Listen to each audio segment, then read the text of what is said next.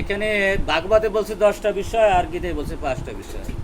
এগুলো আমরা প্রায় সবাই জানি। ঈশ্বর সম্পর্কে বলা হয়েছে ঈশ্বর পরমকৃষ্ণ সুদিনন্দ বিগ্রহ অনাদিরাদি গোবিন্দ শ্রী সর্বকারণ কারণম। সেটা কৃষ্ণ তো আছেন স্বয়ং, কিন্তু দুর্ভাগ্যের সত্য কিছু কিছু অপদার্থরা আছে, তারা বলে যে কৃষ্ণ গীতা বলেন নাই। কত বড় অপদার্থ চিন্তা করেন।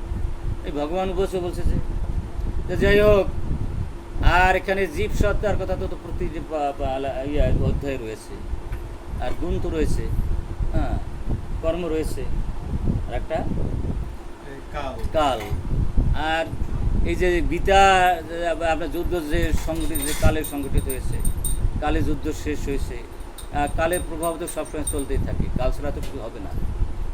সুতরাং এইভাবে দেখা যায়, আমরা যদি সংক্ষেপে বলতে চাই, 5টা বিষয় গীতাকে বিস্তৃত বর্ণনা করা হয়েছে।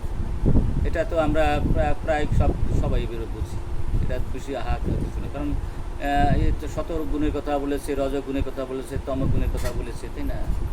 এবং অর্জুন সহ যত যোদ্ধাদি ছিল সবাই জীবতত্ত্ব, তাদের কথা বলা হয়েছে, তাই না? এবং পরম তত্ত্ব যে আপনার শ্রীকৃষ্ণ, তিনি তো